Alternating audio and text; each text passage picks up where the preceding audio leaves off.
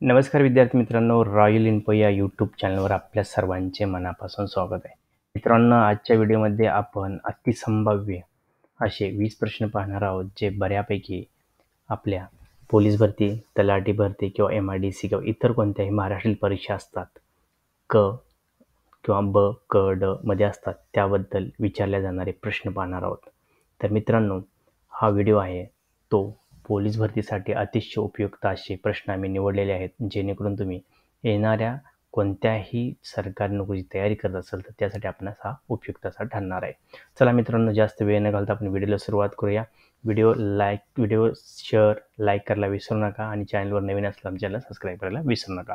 सर्वात प्रथम जो आपण प्रश्न पाहणार आहोत तो आहे खालीलपैकी कोणत्याला धातूचा राजा असे म्हटले जाते. सर्वात सोपं उत्तर आहे की सोने हे धातूंचा राजा असं म्हटलं जातं. हा प्रश्न पोलीस भरतीसाठी पण विचारण्यात आलेला होता. त्याचबरोबर आपला हा प्रश्न जो आहे तो तलाठी भरती किंवा ग्रामसेवक अशा परीक्षेमध्येही विचारला जातो. आता मित्रांनो, दुसरा जो प्रश्न आहे तो आहे कोणत्या देशाला औद्योगिक क्रांतीचे माहेरघर असे म्हटले जाते. ऑप्शनमध्ये बघितलं तर जपान, ब्रिटन, फ्रान्स आणि इंग्लंड आहे. तर याचं करेक्ट आन्सर इंग्लंड आहे, जे आपण लहानपणापासून आपल्या इतिहास पुस्तकात शिकत आलेलो आहोत. त्यानंतर पुढचा जो प्रश्न आहे मित्रांनो तो आहे जरा गणिताविषयी प्रश्न आहे. 8, 16, 32 आणि 64 आलेलं आहे. म्हणजे इथे कसं दिले बघा, 8 × 2 केले की 16, 16 × 2 केले की 32 केलेलं आहे आणि 32 गुणिले 2 केले की 64, 64 झाले. आता 64 गुणिले 2 म्हणले की मित्रांनो त्याचे आन्सर जे आपल्याला मिळते 128. अशा प्रकारचे प्रश्न ही परीक्षेमध्ये मोठ्या प्रमाणात विचारले जाऊ शकतात. आणि पुढचा प्रश्न आहे चौथा, जो आहे खालीलपैकी कोणता दिवस हा महाराष्ट्रात राज्य मतदार दिवस म्हणून साजरा केला जातो. तर याचं करेक्ट आन्सर जे आपण बघितलं तर आहे 5 जुलै. यामध्ये वेगवेगळे ऑप्शन आपल्याला दिसतात. 5 जुलै हे याचे करेक्ट आन्सर आहे. त्यानंतर आज लॉजिकल रिझनिंगचा एक प्रश्न दिलेला आहे. जर परवा गुरुवार तर रविवार कधी असेल.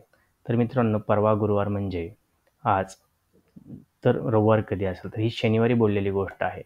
म्हणजे शनिवारी आपण असं म्हणतो की परवा गुरुवार होता, तर रविवार कधी असेल तर उद्या रविवार असेल. ह्याचं करेक्ट आन्सर आहे.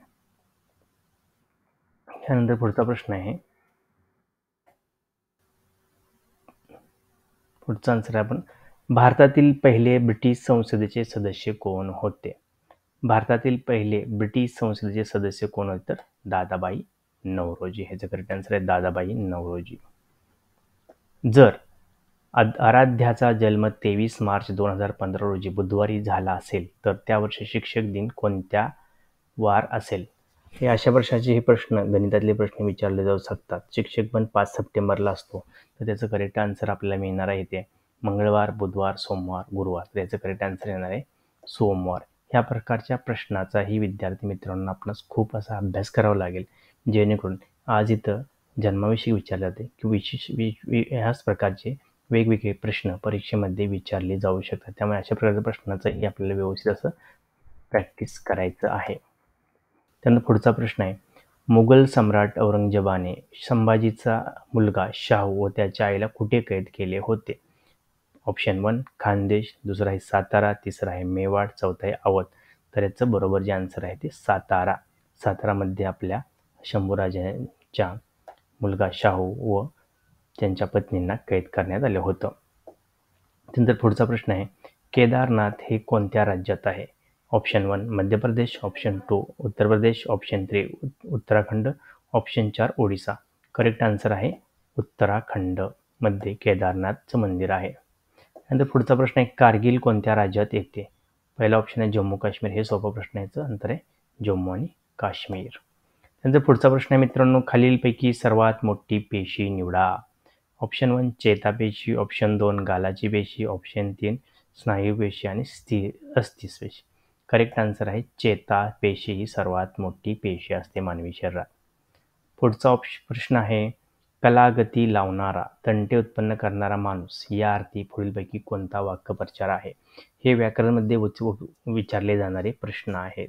तर यामध्ये ऑप्शन आहेत खप्पीदास, कळीचा नारद, गोमाजी तिमाजी यापैकी नाही. ऑप्शन 2 हे करेक्ट आन्सर आहे. कळीचा नारद म्हणून ओळखले जातो, एकमेकात तंटे निर्माण करतो.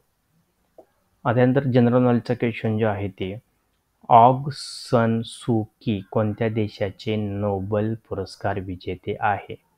ऑप्शन 1 बर्मा, 2 चीन, 3 जपान, 4 कोरिया. करेक्ट आन्सर आहे बर्मा.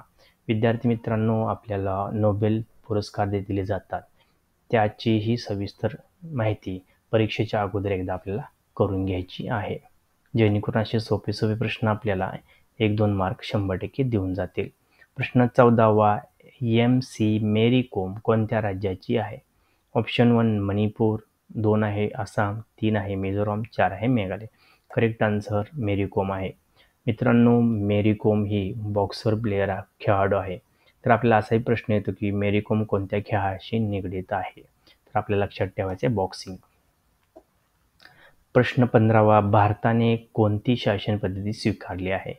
1 आहे एकात्म, 2 आहे संघराज्य, 3 आहे अध्यक्षीय, 4 आहे यापैकी नाही. करेक्ट आन्सर आहे संघराज्य शासन पद्धतीचा भारताच्या संविधानाने स्वीकार केलेला आहे. आता इतिहासाचा प्रश्न आहे, राजा रविवर्मा हे कोण होते? ऑप्शन 1 गायक, 2 चित्रकार, 3 वैज्ञानिक, 4 खेळाडू. तर हे चित्रकार होते राजा रविवर्मा. आता व्याकरणचा प्रश्न आहे, विरुद्धी शब्द सांगा. शाश्वत, शाश्वतच्या विरुद्धार्थी शब्द सांगायचा. तर शाश्वतच्या विरुद्धार्थी जर आपण बघितले तर ऑप्शन दिलेले आहे ते चिरंतन, चिरकाल, चिरायू, अल्पकाल. हे जे करेक्ट आन्सर आहे अल्पकाल. शाश्वत म्हणजे चिरकाल किंवा चिरायू किंवा कायम टिकणारे आपण असे म्हणू शकतो. त्याच्या विरुद्ध आहे अल्पकाळ. हे करेक्ट आन्सर आहे. भारतात सर्वात दाट लोकवस्ती कोणत्या शहरात आहे? ऑप्शन 1 मुंबई, 2 आहे नवी दिल्ली, 3 आहे कोलकाता, 4 आहे पंजाब. ॲज युजल जर बघितलं तर मुंबईमध्ये सर्वात जास्त लोकसंख्या राहते, त्यामुळे मुंबई.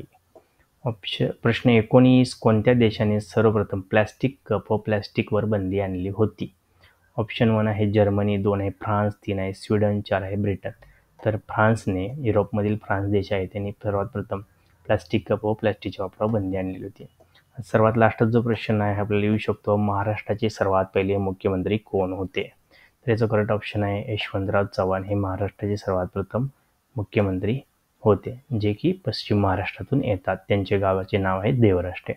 तर मित्रांनो, असे हे महत्त्वाचे 20 क्वेश्चन आज आपण या व्हिडिओमध्ये बघितलेले आहेत. मित्रांनो, व्हिडिओ पुन्हा पुन्हा पाहून असे जे प्रश्न आहेत ते आपण बाय हार्ट किंवा आपल्या लक्षात ठेवावे, जेणेकरून कोणताही प्रश्न आपल्याकडून चुकता कामा नये. त्यामुळे आपण मोकळ्या वेळेत किंवा काम करत असताना हे प्रश्न जे आहेत ते आपल्या हेडफोन लावून बिनधास्त ऐकू शकता, जेणेकरून ते आपल्या कायम स्मरणात राहतील व परीक्षेला एक मार्कास महत्त्वाचा आहे. त्यामुळे मित्रांनो, उत्तरे व्यवस्थित लक्षात ठेवा. मित्रांनो, व्हिडिओ आवडले असल्यास आमच्या चॅनलला सबस्क्राईब आणि व्हिडिओला लाईक करायला विसरू नका.